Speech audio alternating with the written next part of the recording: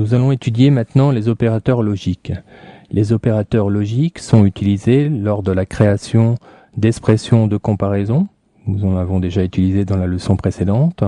Mais dès lors que vous avez plusieurs comparaisons à intégrer dans la même expression, il faut relier ces comparaisons par des opérateurs de ce type, de sorte à pouvoir générer au final un résultat booléen, soit vrai, soit faux, qui sera exploité dans la structure if ou la structure, pourquoi pas, l'opérateur ternaire que nous venons d'utiliser précédemment. Donc, vous avez ici dans cette figure les quatre opérateurs logiques qui peuvent être utilisés. Il y a deux alternatives au niveau de la syntaxe, donc le double et ou and. Vous avez ici ce double symbole qui est le symbole pipe. Vous pouvez le générer sur un PC avec Alt-Grade touche 6. Sinon ici vous avez aussi la possibilité d'utiliser donc cette syntaxe avec OR. Là, pour la fonction ou exclusif, vous avez que cette symbolique qui est disponible, donc XOR. Et ensuite, pour la négation, donc inverser en fin de compte le résultat d'une expression, il suffit de faire précéder cette expression par le symbole, donc point d'exclamation. Pour appliquer ces opérateurs logiques, je vous propose de revenir sur le petit exercice que nous avons réalisé avec l'opérateur de comparaison, que nous allons modifier. Nous allons reprendre donc la même structure, l'écho, ici en l'occurrence, et nous allons modifier le système pour créer une petite application qui va tester l'identification d'une personne. Donc l'identification d'une personne sera déterminée par rapport à son log. Nous allons donc par exemple créer un log, simuler la création d'un log. Évidemment, ça ne sera pas comme ça dans la réalité, mais là ce n'est qu'un exercice de simulation. Nous allons donc lui attribuer la valeur Jean et nous allons dessous créer donc une deuxième variable qui sera pass à laquelle nous allons attribuer la valeur 1, 2, 3, 4 par exemple pour le mot de passe. Voyons maintenant comment peut-on exploiter ça dans une expression. L'objectif final, nous allons tout de suite le faire, c'est d'indiquer si l'identification est réussie. Et dans le cas contraire, nous indiquerons une erreur d'identification.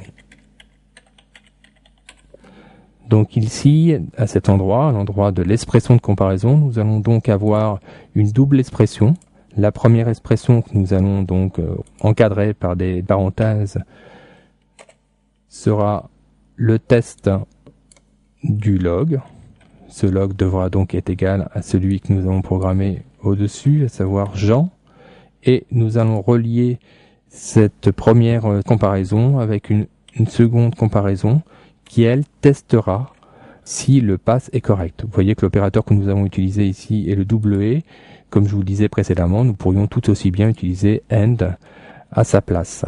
Donc la deuxième comparaison, il s'agit de pass, qui devra donc être testé. Nous devons tester l'égalité de pass avec 1, 2, 3, 4. Voilà. Et fermer la parenthèse. Notre système est désormais opérationnel. Nous allons l'enregistrer dans une nouvelle page. Nous allons l'enregistrer dans une page dédiée aux opérateurs logiques. Voilà. Nous allons maintenant la tester dans le navigateur pour voir son fonctionnement. Pour l'instant, il faut bien comprendre que ces deux lignes servent à simuler évidemment des informations qui pourront être par la suite initialisées par un formulaire. Nous allons commencer par une simulation d'une identification réussie et nous verrons dans un second temps si le log ou le mot de passe est incorrect, ce qu'il se passe. Passons maintenant dans le navigateur pour tester notre système. Donc Alt Tab, nous allons ouvrir la page concernée, à savoir variable donc logique, et nous voyons que ici notre système renvoie identification réussie, ce qui est tout à fait logique hein, puisque nous avons ici un log et un mot de passe qui est testé, qui correspond donc au log et au mot de passe qu'il faut pour que l'identification soit correcte. Voyons maintenant le cas où le mot de passe est incorrect. Nous allons mettre un mot de passe différent ici dans la simulation. Nous allons enregistrer cette page et nous assurer que notre système fonctionne bien. À savoir si j'actualise la page maintenant, j'ai bien une erreur d'identification qui est renvoyée. puisque le test global ici, qui se trouve dans la partie de l'expression de comparaison de l'opérateur ternaire, est bien négatif, puisque le pass qui est envoyé ne correspond pas à celui qui est attendu ici, à savoir 1, 2, 3, 4.